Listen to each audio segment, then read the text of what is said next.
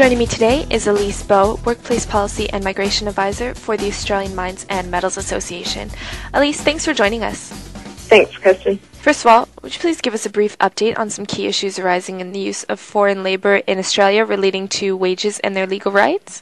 Well, without going into too much detail, a key issue relating to wages is that since 2009, employer sponsors must pay market rates, which means overseas workers now have to be paid the same wages and enjoy the same conditions as Australian workers doing the same job.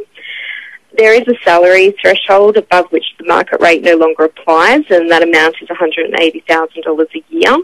AMMA believes that it's far too high and has previously raised that amount, that it should be reduced to align with the unfair dismissal threshold for high-income earners under the Fair Work Act. The English language requirements is another key issue relating to overseas labour.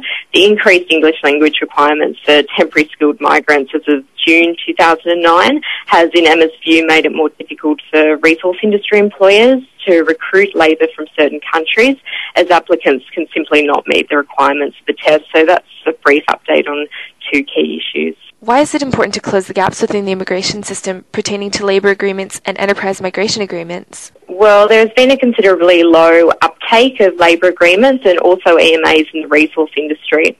One of the reasons being specifically to labour agreements, as we're yet to see any EMAs approved by the department, is the length of time they take to negotiate and also process.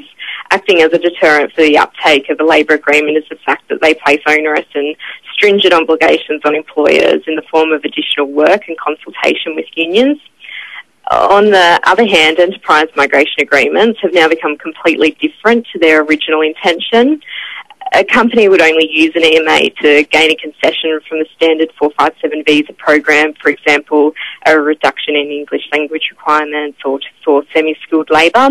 This is because the government has removed the capping on numbers an employer can bring in on a business sponsorship arrangement for trade and above occupations. And secondly, the Department of Immigration already prioritises all resource sector applications.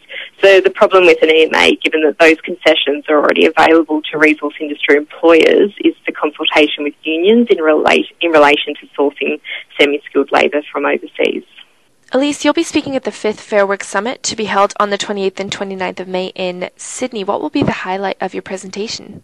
Well, in my talk, I'll be demystifying the interaction between Australia's industrial relations and migration laws.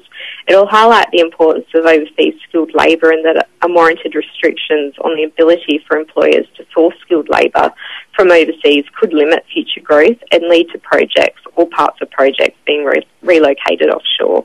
Alyce Bowe, thanks for joining us today, and we look forward to meeting you in Sydney. Thank you.